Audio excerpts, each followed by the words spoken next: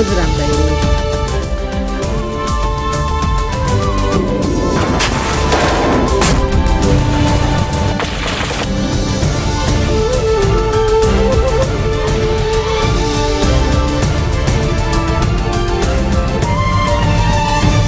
Nouvelle édition de la rédaction, merci d'être au rendez-vous à la une de l'actualité.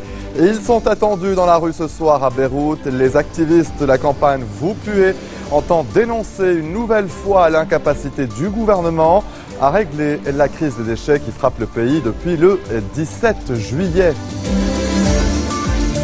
3000 migrants à la dérive au large des côtes libyennes. Les opérations de secours sont en cours, annoncent des gardes-côtes libyens. Les Italiens qui ont reçu des SOS provenant de 18 bateaux.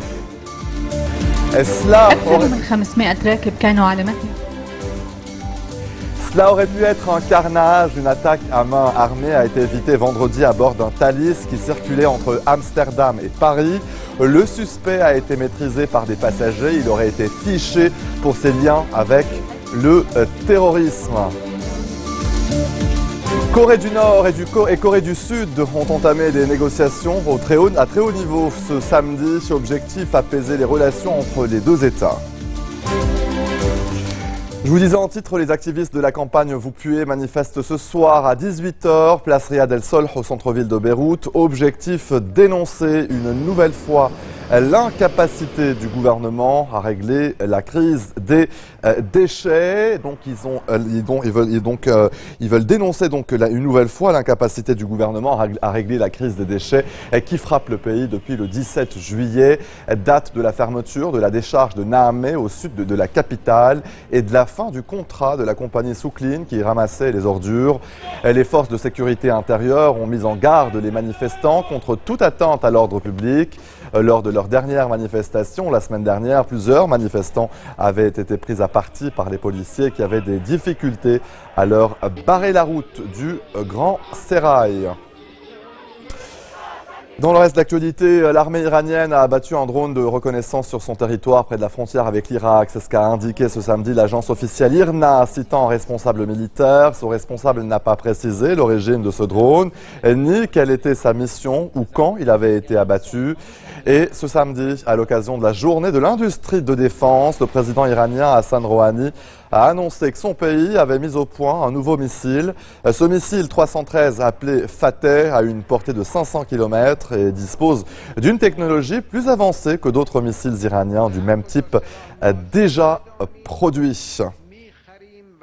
Des dizaines de Yéménites, essentiellement des civils, ont été tués ces dernières heures dans des raids aériens de la coalition arabe et dans des combats au sol à Taez, troisième ville du pays. Une annonce ce samedi du Comité international de la Croix-Rouge.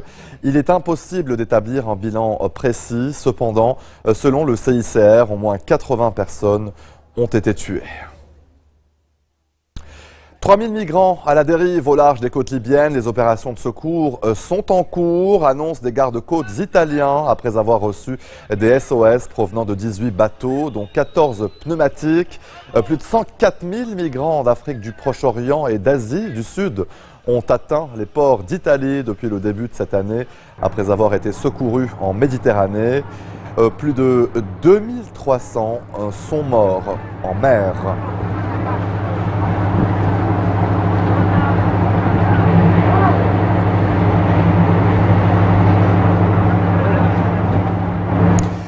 Les migrants syriens, afghans et érythréens transitent par la Grèce. C'est l'une des principales portes d'entrée dans l'Union européenne. Chaque jour, les habitants de Kos voient débarquer des centaines de personnes sur leur plage. Problème, cette île touristique ne possède aucune structure d'accueil. Voyez ce reportage signé Georges Yazbek et Ben Barnier. C'est devenu un rituel sur l'île de Kos. Chaque matin, des centaines de migrants se massent devant le poste de police. Pakistanais, Irakiens ou Syriens, ils réclament un document qui leur permettra de rejoindre Athènes. J'attends ce papier depuis une semaine. On n'a pas besoin de rester ici, il faut qu'on parte. Laissez-nous partir. Les autorités locales sont débordées par l'afflux quotidien de migrants. Des milliers d'entre eux sont coincés sur l'île. Lorenz est syrien. Il a enfin obtenu le précieux sésame. Son objectif, l'Allemagne, un pays de cocagne, selon de nombreux migrants. L'Allemagne est un bon pays pour nous, qui voulons une vie meilleure. L'Allemagne offre davantage de possibilités aux réfugiés, en termes de travail et de statut. Pour Lorenz, la route sera encore longue. Une fois arrivé à Athènes, il compte rejoindre l'Allemagne par la route, un voyage particulièrement dangereux. Et comme la Grèce, la Macédoine est confrontée à un important afflux massif de migrants qui tentent de rejoindre l'Europe. L'état d'urgence a été décrété cette semaine. Plus de 3000 réfugiés, majoritairement des Syriens, sont bloqués à la frontière. Naïnaïem. Des projectiles lancés par cette foule en colère volent en direction des forces de l'ordre macédoniennes. La réplique est immédiate. Gaz lacrymogène et grenades assourdissantes sont utilisés pour disperser ces milliers de migrants. Très vite, la situation dégénère. Certains se retrouvent au sol blessés. Ils nous ont tiré dessus. Ils nous ont tiré dessus, je peux vous le dire. J'y étais. Des policiers macédoniens. Ils ont tiré sur les gens. Ici, de nombreux réfugiés sont syriens. Tous ont passé la nuit sur ce terrain vague à la frontière avec la Grèce. Objectif, traverser la Macédoine et atteindre l'Europe occidentale. Jeudi, l'état d'urgence a été décrété par le gouvernement macédonien. Des forces armées ont alors été déployées le long des frontières avec la Grèce et la Serbie. Skopje accuse les autorités grecques de diriger de façon organisée les migrants vers la Macédoine. Restez des nôtres au retour de la pause. Fusillade meurtrière dans un bâtiment fédéral à New York.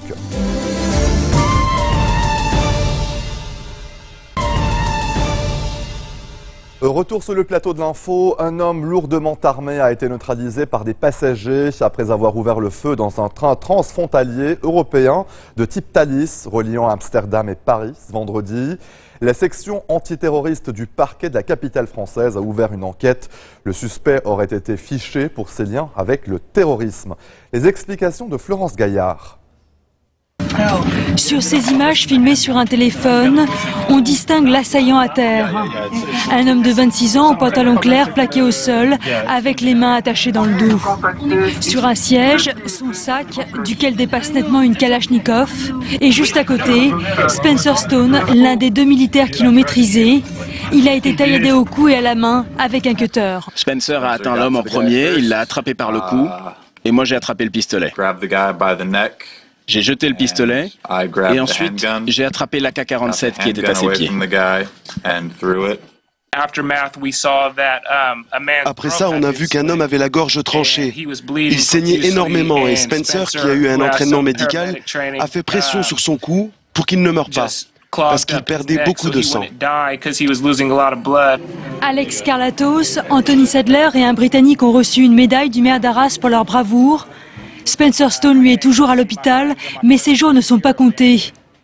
Aux États-Unis, les parents d'Anthony Sadler se disent très fiers de leur fils. Vous savez, il est simplement parti comme un jeune homme en excursion afin de s'ouvrir l'esprit et s'amuser avec ses amis. Et il va revenir en héros national de la France.